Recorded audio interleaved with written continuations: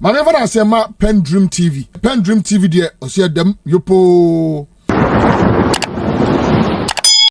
Ivanche Innocent has finally stormed the KMS show studio to register his opinion on how he sees Nana Addo. And when asked how he sees Nana Addo to be, he said he doesn't see him as a leader, but rather a fraudulent one, of course, and a fraudulent leader in that matter, and also a leader with a conception. He also included the Chief Justice of her current behavior of detaining the protesters without any wrongdoing, which he said he's so much disappointed in the Chief Justice because he valued her so much that she would do a different job, but rather she's being used as a stooge to destroy or to punish people wrongly. Without much ado, I would like you to join me listening to what he said into detail. It's very powerful analysis and very intelligent delivery of that matter, which you can't afford to mix. Please do watch to the end and you see what really transpired. Thank you. Before you go, please, this station still remain PENDREAM TV, your only authentic source of news and gist, political gist. Please do subscribe to the channel, hit the notification bell, like and also share to other members to watch as well. Thank you. You know, these days, because in Kolano of him, show some love for the Kolano. You leave him too much. Well, I'm talking to this young gentleman today, man. Actually, this guy, I'll find out when he comes, but he actually used to be a nurse practitioner. This guy has a degree in public health management, policy, and all of those things. But I know him as a social activist, a youth activist, and a social commentator. He speaks a lot and he speaks sense. Today I want to hang out with him. Show some love. Put your hands together for Ivanche.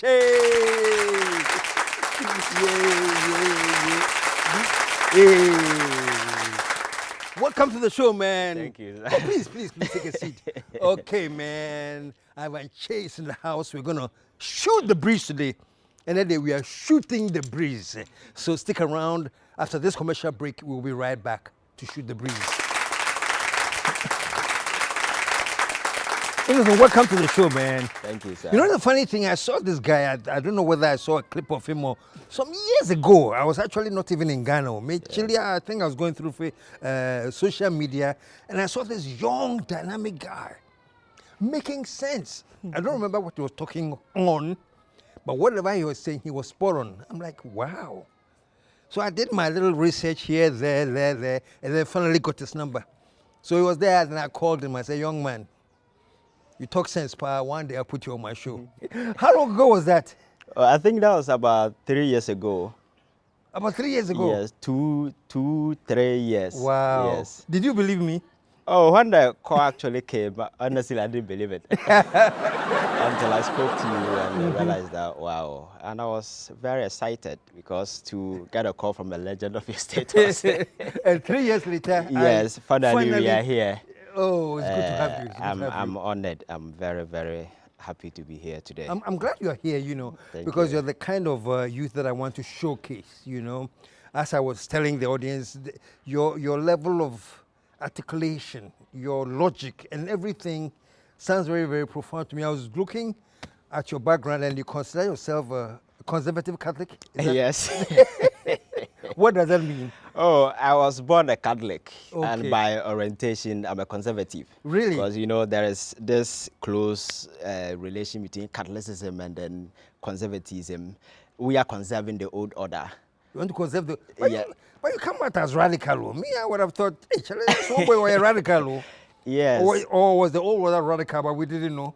No, the old order wasn't radical, but I think I am not that rabid conservative. I'm flexible, a bit liberal. So, for instance, on the issues like abortion, a typical conservative will tell you no to abortion of any kind, any sort. But as a liberal person, with medical advances and research, I know there are certain complications that may make it necessary. Yeah, so I am not that rigid. Okay. Yes. Okay. So I Okay. think that, Okay. but conserving the old order, I think that's quite appropriate. With the emergence of this LGBTQ plus blah blah blah blah, we can't allow ourselves to. Yes. So Great. Well, Yes. you know, I have you here. Let's talk, man. okay. From the youth, the politics. You know, every time I speak to some people, say, "Oh, Charlie, the youth are not angry enough." As if anybody is angry enough in Ghana. Have you heard that statement? The youth are not angry enough.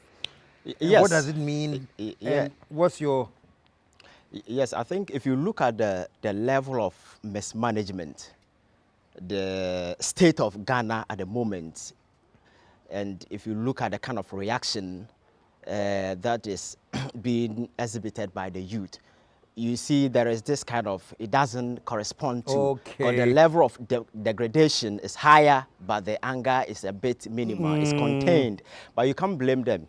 You see, I think the political system is such that, especially the media, growing up, we used to listen to a radio station where a panel member, one belonged to the NDC and the other side is the MPP. Then the host is sitting as a moderator. His job is to read text messages and stuff. So at the end of the day, we are speaking to an issue. The NDC person say, hey, it is true. The NDC, the MPP say it is not true. Then the host, who is supposed to clarify the issue so that the average listener will be clear on their minds that this is the exact case.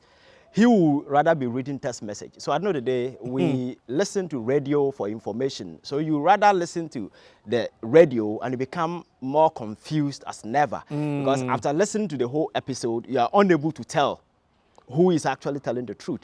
And so this has been in play for several years. So the average Ghanaian over the years, they are hooked to some of these kind of journalism. So I know that you can't blame them, you understand. And by orientation or by culture, we are very timid. Because we live in a society where even an older person does something wrong and you are bold enough to confront the person to say, hey, this is wrong, you attack as either arrogant or disrespectful. So we were raised to, whatever the situation is, just keep quiet, just watch it because it's the game of the aged. Just let it play out. But I think over the years, it hasn't served us any good. It's the reason why But today... you guys seem to be rebelling though, because now I see more and more of people that will classify as the youth. Yes. I mean, taking on some adults and, you know, Yes. Is it... some take it way to the extreme end where like just insults and just, you know. Yes. But just to challenge them, you don't think that's happening now, like challenging the adults? Yes, it is happening because of the new wave of media, this thing that has surfaced. I was speaking to you about the new media, the social space. You see, the platforms are quite diverse. So today, you don't need a traditional media. With just your phone, with just an account in any of the platforms, you can just go live, express your opinion. So today, nobody's controlling the narrative as it used to be then. Today, people can get access to information. Today, it's so easy to sit here, just a tab on your phone, do comparative analysis. You can see what is happening in Kenya, you can see what is happening in Cote d'Ivoire. Then it gives you room to do that comparison. Then when you do that, at the end of the day, you ask questions, critical questions. If you're not getting the answers, that is where some of these things come from. So I'm not sure the youth are, say they are rebelling, but they are consuming information. There is this free flow of information that people are consuming. When you consume information, you become enlightened. And once you become enlightened, you can't sit, fold your arms. You act with it. So people are acting based on the information that they get. It's unfortunate some of the information are not refined because there is no regulation, anybody at all. There is this misinformation, disinformation campaign that is running around. So depending on which kind of information you listen to, that informs you, your thought, your thinking. But I think we are getting it right because this emotionally charged NDC, MPP, partisan politics, partisan activism that has over the years dominated the political narrative. A bit people are getting out of it because people are consuming information, they're becoming enlightened, they're becoming critical, asking all the relevant questions. It's the reason why today you find somebody in the MPP, they are bold enough to hold their own party accountable.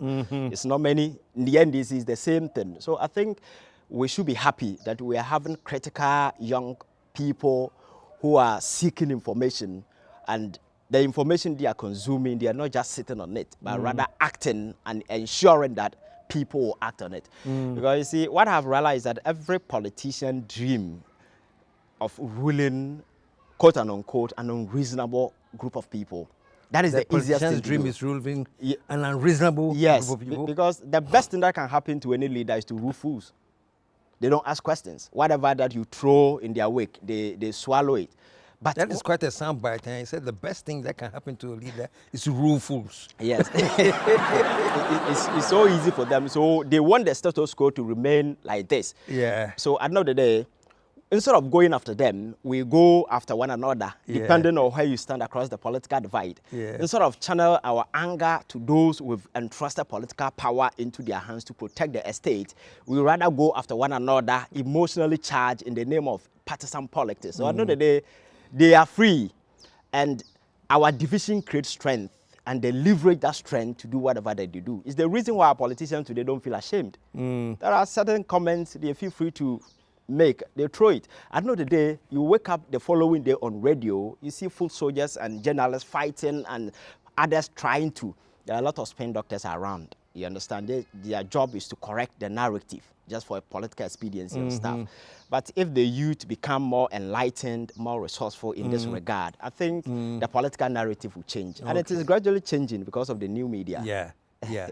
Because of the media, new media, definitely. So being where you are at now, seeing everything, let me just throw this at you. Is the emergence of Cheddar good news for the youth?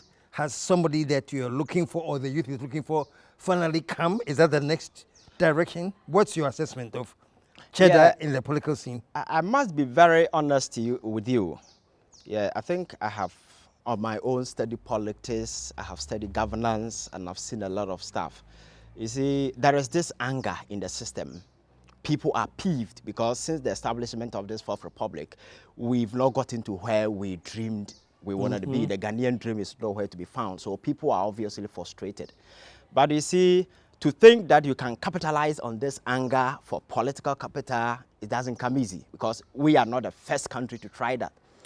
If you go to the United States of America, several attempts have been made to topple the duopoly. That is the Republican and the Democrats. Several attempts have been made, billionaires, but they were not successful. Why? Because instead of sitting down, planning, and set machinery in motion, because winning political party is about proper organization, putting all the necessary machinery in place, organizing people to get to wherever that you want to go. It has become so easy for people that people think the youth are angry. So I can just emerge maybe few months to election, just like Cheddar's case.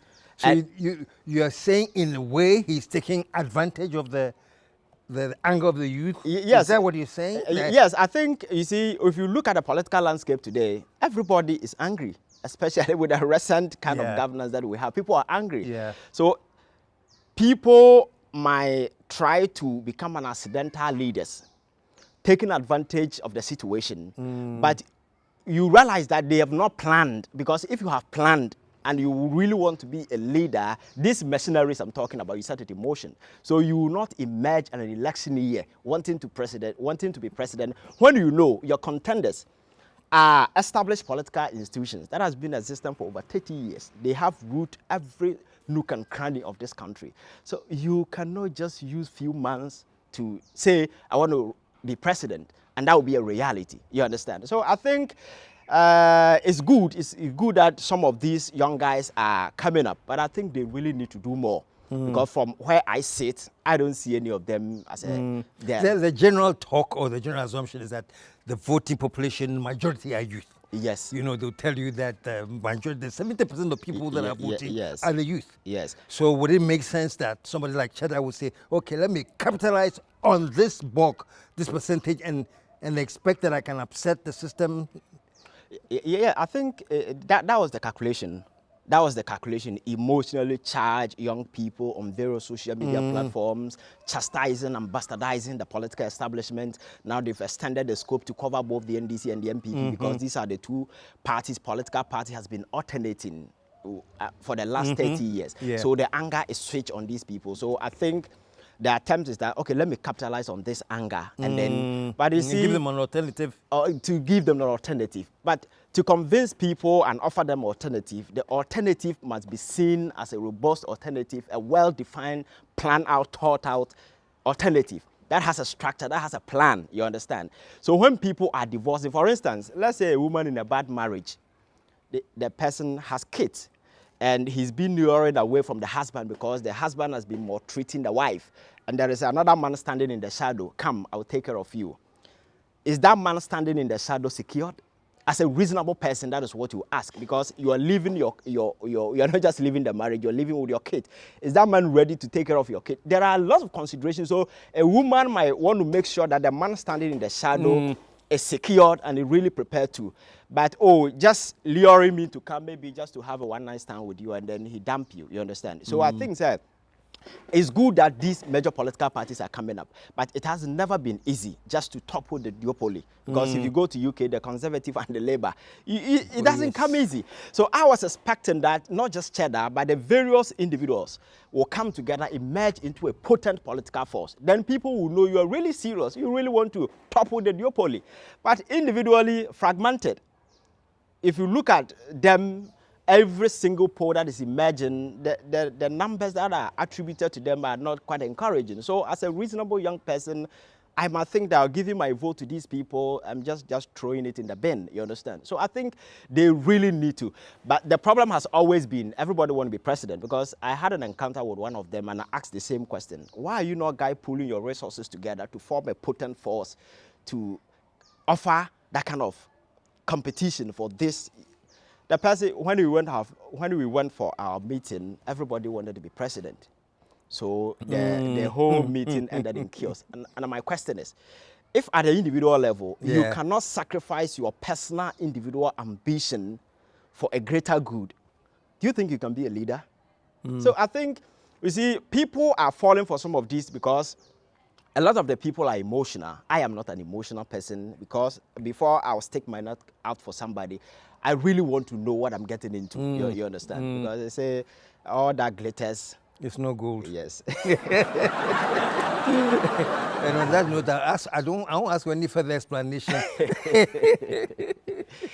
But here's the thing, though. The other perception too, you're talking about the best present for any president is to give them fools to rule. Yes. Because with all respects, people don't think twice and they just shout at anything. Recently, I think his name was Dr. Yu, you know, who went to Galamsey site. As much devastation as they say Galamsey has done, he was saying, we won't stop it today, we won't stop it tomorrow. And they were cheering, yay.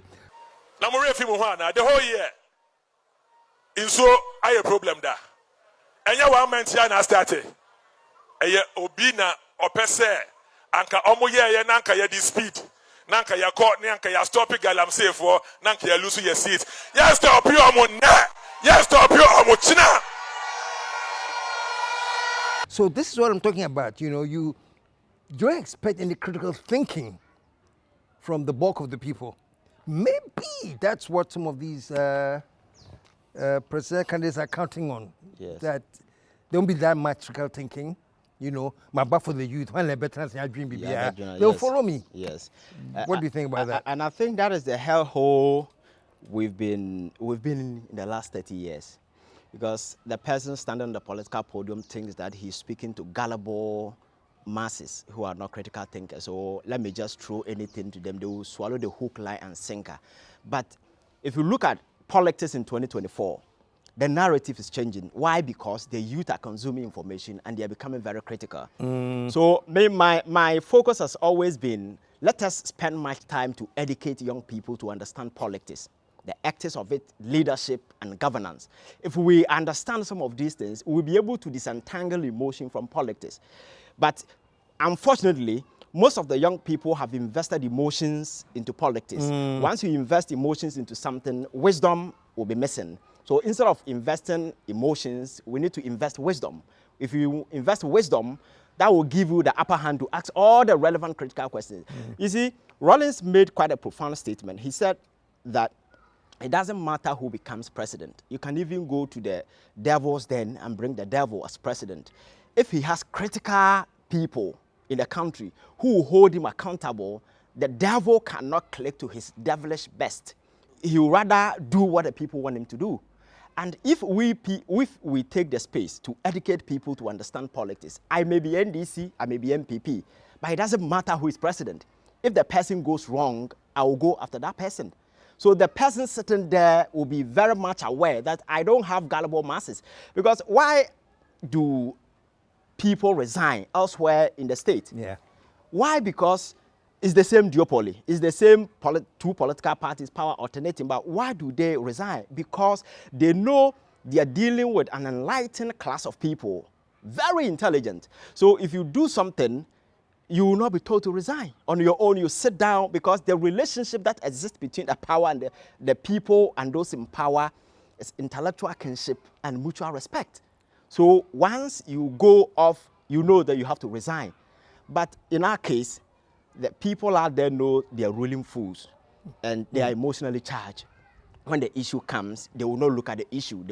They will discuss where the person stands across the political divide. So that gives them that leverage, that advantage. Come on, let's spin anything. I don't know, we have a media that also spin the narrative for us. So that is the difference. But if we take education to a certain level where people understand politics, where people understand the issue of governance, at the end of the day, they will go after whoever that is there as president. It doesn't matter which political party he belongs to. And I think that is my vision, that is the plan. When we get there, trust me, we will have good governance, because the system will force whoever out there to do. How do we get there? Are there specific things we're supposed to do to get there? Or? Yes, I think we are getting there through this advocacy, through this political education, because you've been around for quite a while. If I ask you that politics as it used to be 10 years ago is different from politics today. Today you see a lot of young people moving into the political landscape. Politics used to be a preserve of the aged.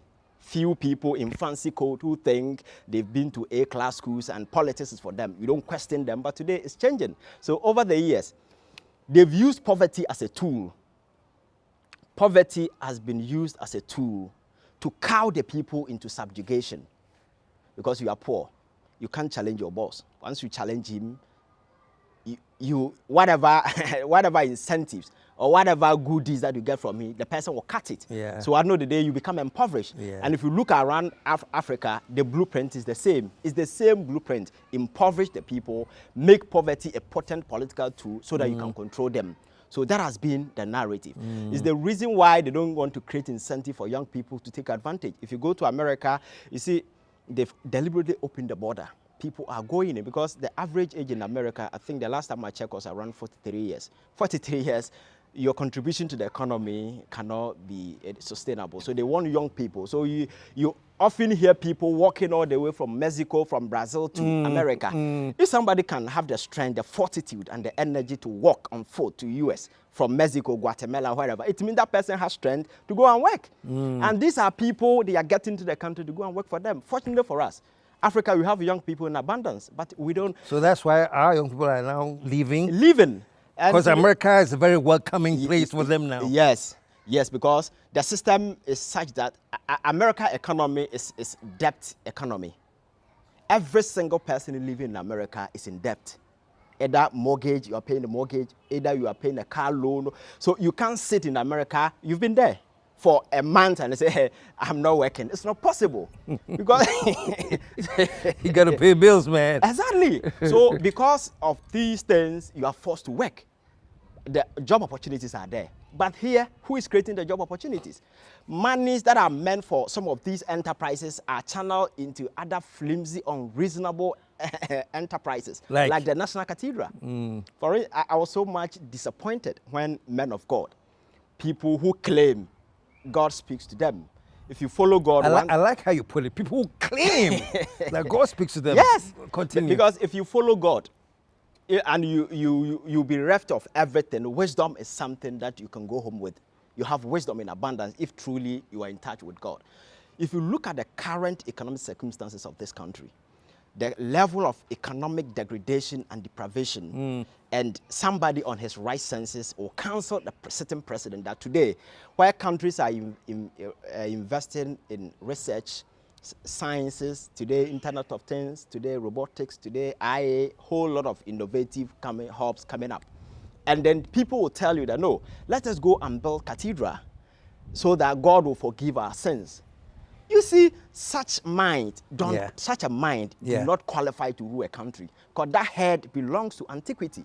It belongs to the 12th century. And this is a man ruling us as president. And that is why I'm so disappointed. And you have these tongue of people who are supposed to look him in the face and tell him, hey, Olumai, you don't have to do this. Yeah. Surprisingly, like, these are people who are aiding and abetting him. Yeah. And when it got to a point that corruption cases started popping up, these cowards who are men of God, just issue, so you saw all of them issue statement one after the other, resigning, without having the decency to look into Ghanaians in the face and say, hey, we are sorry. Because some of us came out earlier and we made it aware that at this time that it was not necessary. So you're not happy with the resignation? No. What else should have come with it? No, I think if we live in a serious democratic dispensation, you don't waste it fund and apologize and go away. You can't. These people should be facing prosecution. And I'm hoping that in the future, so that if we don't do these things, people will always take advantage. I've always been telling people in the state, there are two things that a state cannot do. You cannot show mercy, you cannot show weakness. Because once you show mercy, people will take advantage. Oh, at the end, they will forgive us. If you show weakness, people will capitalize on your weakness and do the excesses. So as a state, always and always, I'm coming from a background where I've come to the realization that every single human being is dangerous. It doesn't matter who the person is. Every human being is very dangerous. And for us to collect to our best, we need incentives and opportunities. So as government, it is your job to take away the incentives and opportunities that will stop man from being evil. So if you don't take these incentives and opportunities there, you are giving them the necessary incentive to be evil.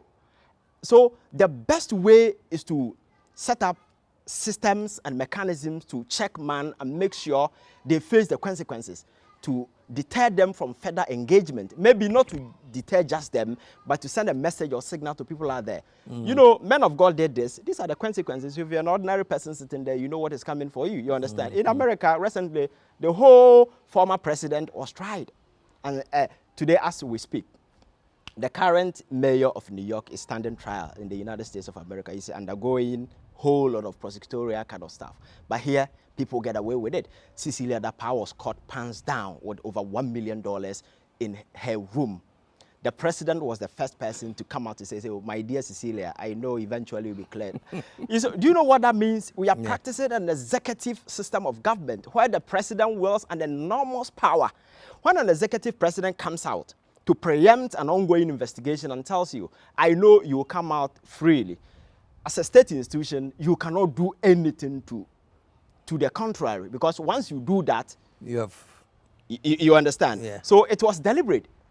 So I think we are here because of some of these things. We don't hold people accountable. So you think even a statement like that, the president is aware that I'm saying this so that it can jeopardize whatever investigations that are going on, or put people at bay that, hey, you can't go here. Because I've cleared. I want you to answer that question when we come back from the commercial break. Folks, the man is in the house, so innocent is in the house, and we are firing on all cylinders. We're taking a short commercial test. We are back now. And just before the commercial break, you were talking about how the power of the executive can actually interfere with the judicial process by certain statements they make. Yeah. Is that what you think happened with the Cecilia Dapa case? Oh, yes. And it wasn't accidental. That is the blueprint President Akufo-Addo has been operating with. And it's sad that everybody seems to be quiet, because people are privy to the fact that this corruption era that we have unfortunately catapulted ourselves into is a deliberate creation by the establishment just for people to make money. I've seen leaders from the start. I have never believed that President Akufo-Addo is really a leader. You have never believed that? No. Why? He wasn't. What did you see? Because this is a man whose whole presidency was premised on fraud, on deception from the word go. Because I have listened to President on their maiden edition. This is a man who has, for the several years at the political fringes, convinced Ghanaians that he had something to offer. And eventually he was given the opportunity. If I'm president today, I don't need a script because I know the problems. I'm quite familiar. It's just a matter of just looking to the faces of my people, speak to their heart, speak to their minds. You enlist their support for a takeoff as a president because you need to work with the people. The first edition, his maiden edition, the speech, he stole speeches from about 3 different American presidents. They had their vision, they had their own this thing, and then the president got away with it. I ask you to be citizens. I ask you to be citizens. Citizens, not spectators. Citizens, not spectators. Citizens, not subjects. Citizens, not subjects. Responsible citizens, building communities of service and a nation of character. Responsible citizens, building your communities and our nation. Though our challenges are fearsome, so are our strengths. Though our challenges are fearsome, so are our strengths. Americans have ever been a restless, questing, hopeful people. Ghanaians have ever been a restless, questing, hopeful people. And we must bring to our task today the vision and will of those who came before us. And we must bring to our task today the vision and will of those who came before us. And to me, that was the biggest sin that we've committed against this country. Because see, there is a historical background to this. If I take you back to the United States of America in, I think, 1988, the current president of America today, called Joe Biden, he launched his campaign in 1988, and he was in a poor position to be president of America. He was leading almost all the polls. Do you know what happened?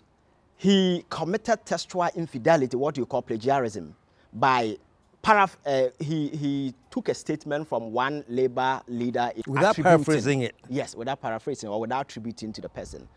As a result of this, his whole presidency got crashed and he was forced to resign. Because you see, presidency is a serious business.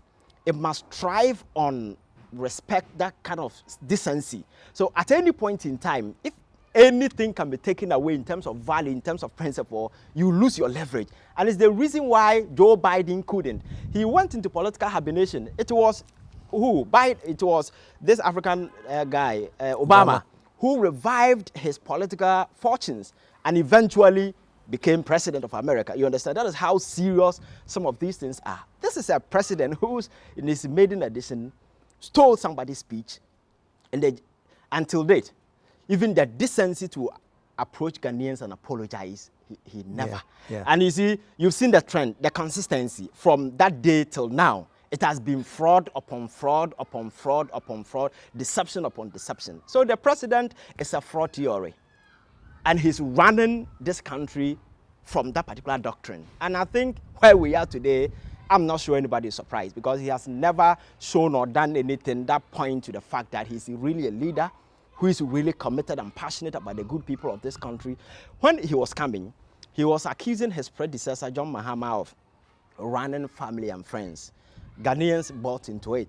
Ghanaians gave Akufo-Addo that opportunity, come and change things.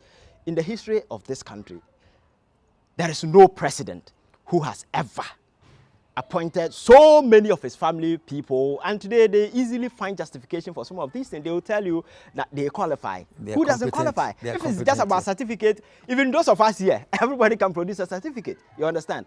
There is a reason why they say chronism is an example of political corruption.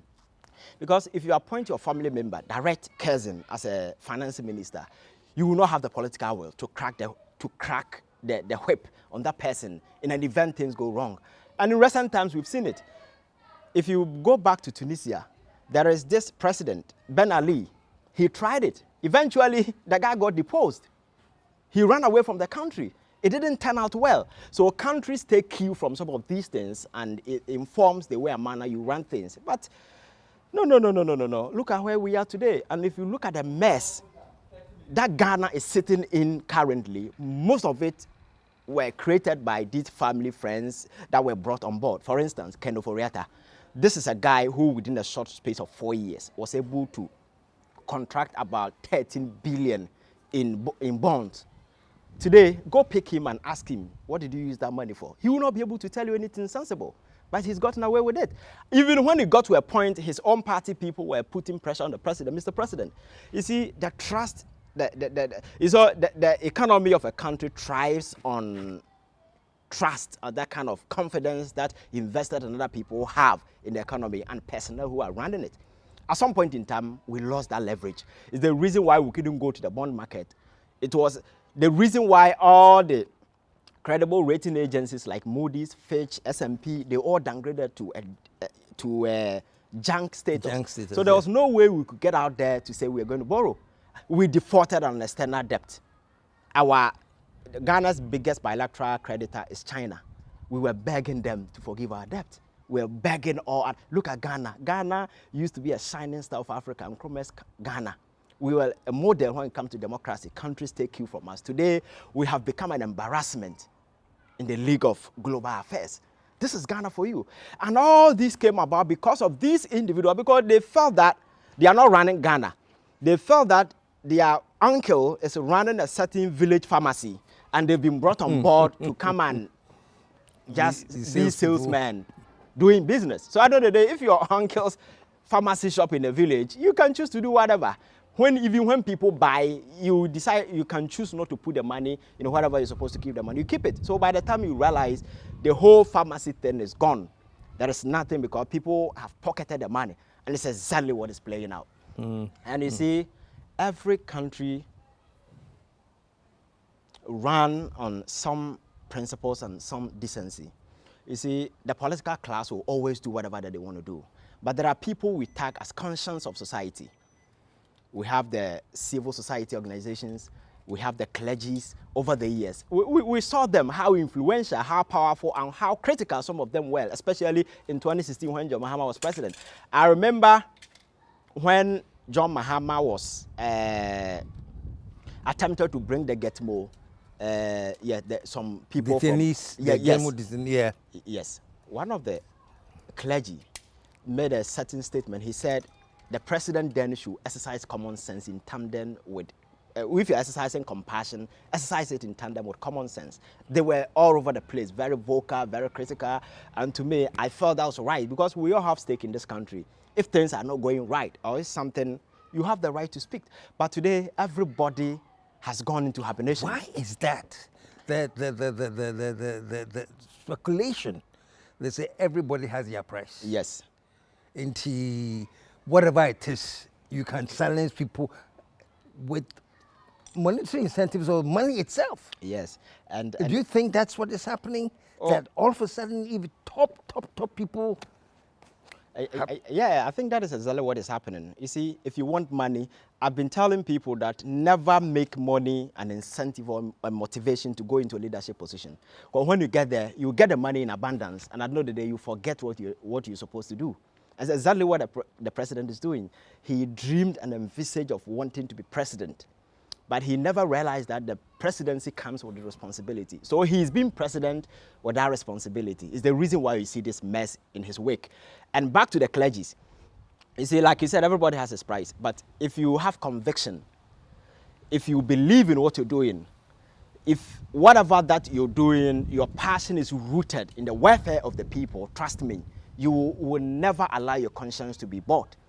Because when you stand true to yourself and your conviction, at the end of the day, whatever be the case, you will prevail. And it's exactly what we are mixing. For instance, we live in a country where this galamsey thing has become quite some kind of a social cancer. Because with my health background, I know the implications. The cyanide, poisoning, and a whole lot of stuff. I know people who are on dialysis, kidney disease, and a whole lot of stuff. We are all privy to these things. And it's not as if those who are doing galamsey do come from China or any other country. They are not any average Ghanaian. They are big politicians. People who belong to the top echelon of the political establishment. We know their names, we know their companies, we know where they operate, we know their concession. And these are the realities. And then you have men of God who are supposed to look into the president's face and tell him, Jack, put your house in order. Because all the investigations come in and point to the fact that the people doing these things do come from your background. Then men of God rather decided to go to the field to go and pray, sing Yanara Yasasini.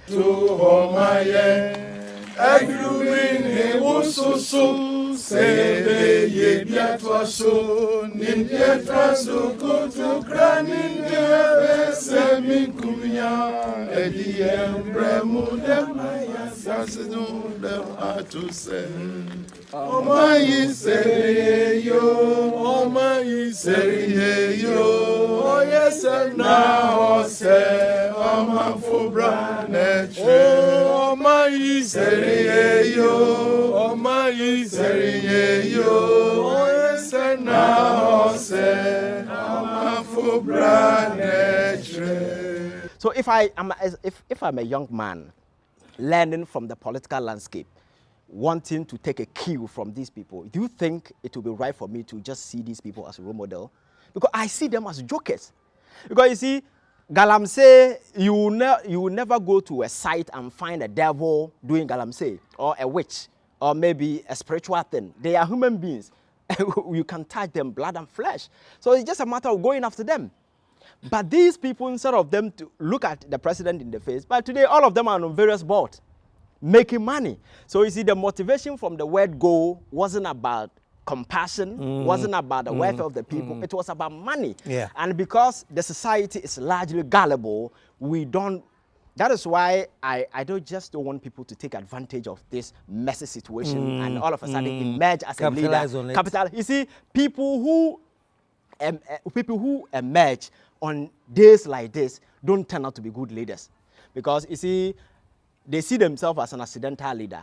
There is a mess that has been created. Let me just go take advantage of it. At the end of the day, by the time you get to know their true color, things will be late, you understand? But leadership is a serious business. If you go to places like China and stuff, you see, there is this deliberate, conscious effort to build the next line of leaders so that they will take the country from one realm to other, so that they will take the development to a different level. What surprised me, just to go back a bit with this Galaxy thing that you're talking about, there are people out there, like you said, we know them. Yes. Big people, we know them. But you see how they charge on the demonstrators? Yes. And they have been detained for what? Yes. I don't know, 14 days? Yes. Without bail. 14 days. And when I put on my social media that I stand with them, I got some backlash from people saying, are you supporting they are destroying public property? Yes. You know, I said, okay, maybe a few could have misbehaved and destroyed one or two. But do you think destroying the public environment and the rivers and the trees, that's okay? Yes. Yes, to them that's okay. And they want everybody to be a dog of power, tie you to a leash so that they can string control you. They think everybody is cheap. But you see, you've gotten to a point where people have seen a lot. And there are people who are willing to stand up to whoever that is causing this kind of stuff. For instance, this demonstration and protestation, eventually, if there is anybody to be blamed for this whole Galamsey mess, it is nobody than the president. Because he has created room. Because it started with an NAS investigation. When some top government officials were caught pants down, the president rather demonized, insulted, bastardized ANAS. Today, what is ANAS? The whole narrative ANAS has been eradicated from our politics. The ANAS whole concept has become irrelevant. He called it the ANAS principle that he was going to use. Yes, today the whole ANAS concept has been trashed because he went after people he wasn't supposed to go after. So those guys were still sitting. Then he came Professor Frimpong Boateng, who did a painstaking investigation, came out with a lot of revelations, implicating a whole lot of government officials. At the end of the day, Frimpong Boateng was bastardized, he was insulted, he was demonized, and he has been trashed today. Today I'm told he's moving from one court to another. They've taken him to court and aside him. Then there are a lot of revelations coming up. The president has failed to act. He has remained impotent in the face of all these emerging facts. And the sad aspect of it all is that if you look at what is happening today, the president through LI 2462, I'm sure you're quite aware of, 2020, it was passed in 2022. Okay. that gives the president the leverage, the power to exercise certain discretionary authority. Look at Kwaku in the face and say, Kwaku, I am giving you the authority. Go to the forest reserve, go and mine. It is the president. And as we speak, the president has given authorization power to 10 companies, and they are in the forest reserve mining. As we speak, there are about 35 and counting companies that are on the radar seeking executive approval from the president, because the law says that the president can exercise that discretionary power and give it to them. So if people are mining in the forest reserve, the person to be blamed is the president. He gave the authority. It's the reason why he remains so impotent and clueless in the face of all these things. And it has gotten to a point where some Ghanaians have taken the matter into their hands, like these young people you saw. They were not asking much. They were asking the president to do the right thing, stop the Galamsey menace, because people who are in the bush are your people. Then the president, who over the years gained popularity through demonstration, protestations, and remonstrations, which are legitimate constitutional tools you can pluck from our constitution to protest, today has imprisoned young people. He has given them prison custody for merely protesting on certain flimsy charges that they were destroying public property. Which property? As we speak, has they been able to tell us which property they caused destruction to? Well, I think Belamoon did a very fantastic job when there was a communicator spinning that 10 people died because they had blocked the access to 37. And Belamundi called the National Ambulance Service, who came to say, we don't have any such information. Yes. Nothing like that happened. Yes. That is the level of deception.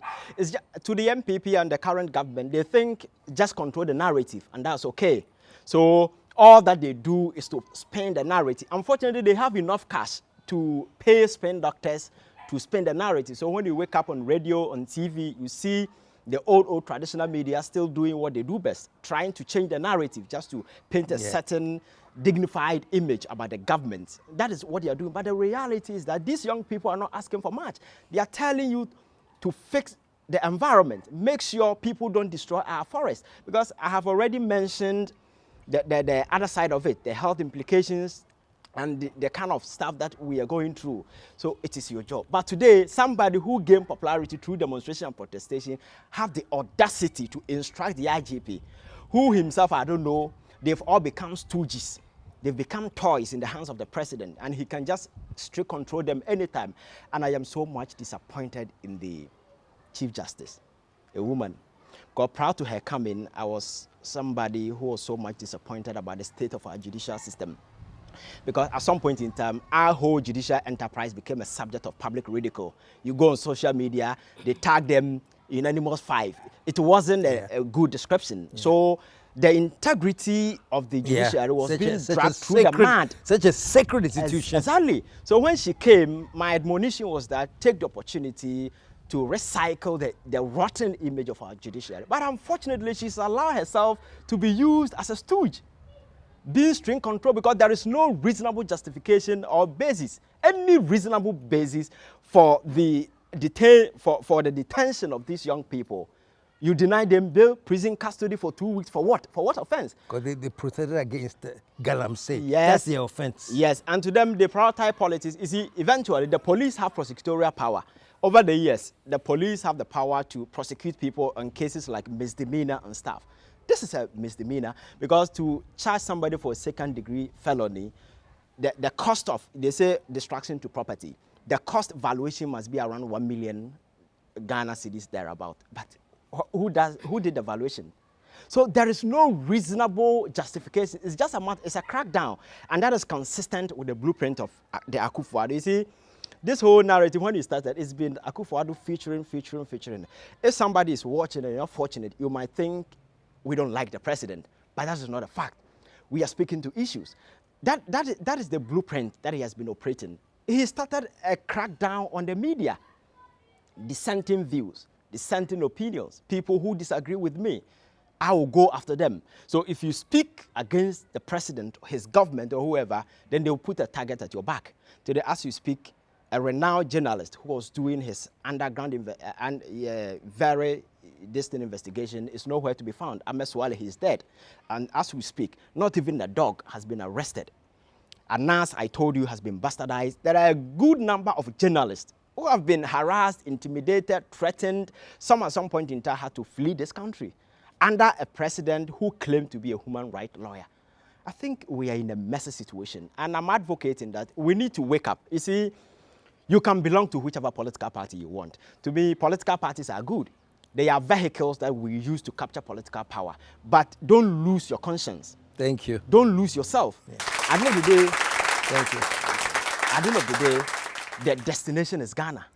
We need to wake this sense of patriotism and nationalism within us and realize that this NDC, MPP, independent, whatever, the destination is Ghana. We need to make Ghana a better place. Today, people dream going to America. America didn't just emerge from anywhere. People sat down, consciously constructed America to fit the description they wanted.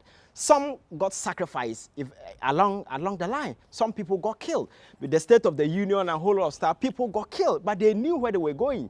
We need to start something. To me, the Ghanaian dream is possible, but one person cannot do it. It will take a concerted effort. It doesn't matter who you are, a doctor, a professor, you are a driver, Uber driver, whoever. It will take a concerted effort as people to build this country. And that is the only way. Giving ourselves up to this excessive partisan activism will not take us anywhere. It will rather divide, divide us. And always, whenever we are divided, it creates strength for people to capitalize on that strength to do whatever that they do. So the excesses that you see people do with impunity, the power that you see people are just abusing it here and there, they are doing it because of the strength that our division has created. It is giving the leverage. But if we come to the realization and become reasonable and very sensible and say, hey, beyond the NDC, the MPP, this is our country, Ghana. And that is the need for us to take matter into our own hands. And we have a big election coming up on December 7th. What do you see?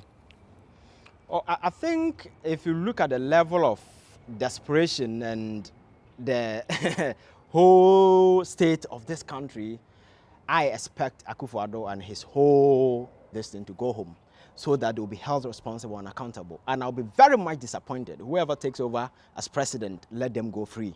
Because you see, when I started this conversation, I told you a state cannot show weakness, you cannot show mercy. Over the years, that is what we've been doing. When Professor Mills came, I'm told there were a number of people who were lined up for him to prosecute them. He said, blah,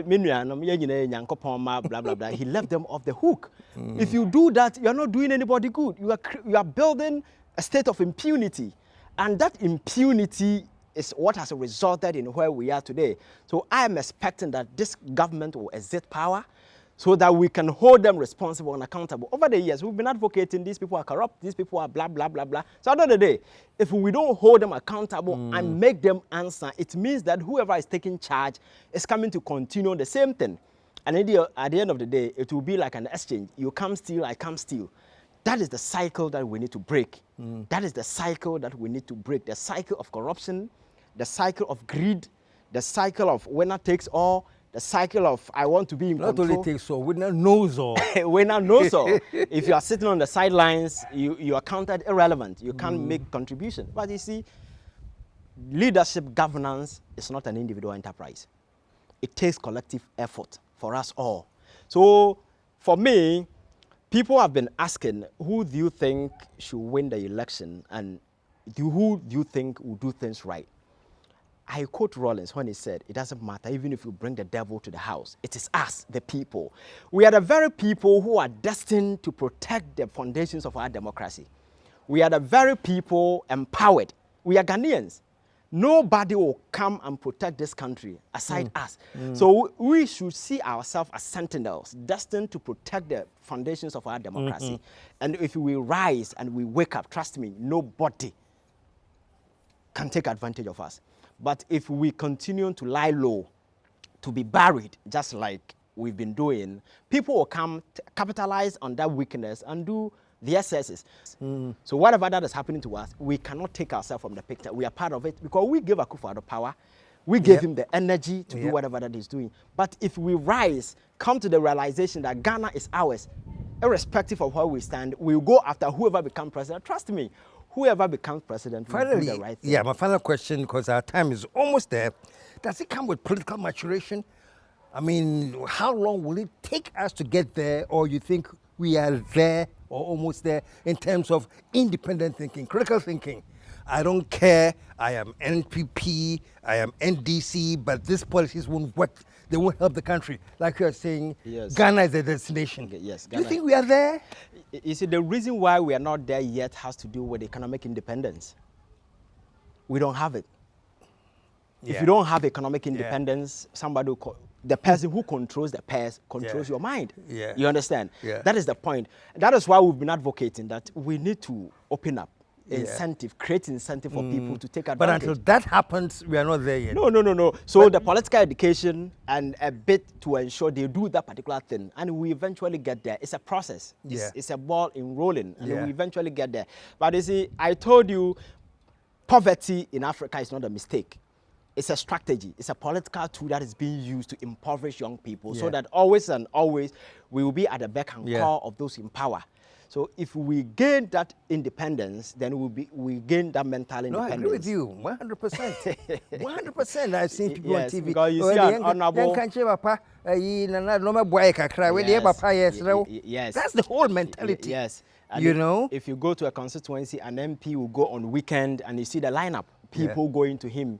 Honorable, I'm going to marry. Honorable, I'm doing this. Honorable. So I know that they think that is all that power is about. But power is about creating incentives Yes. for people to leverage. Because there are a lot of people, there is no single human being living on this planet that is devoid of potential. We all have our potential. But sometimes, depending on where you're coming from, some people have a backup.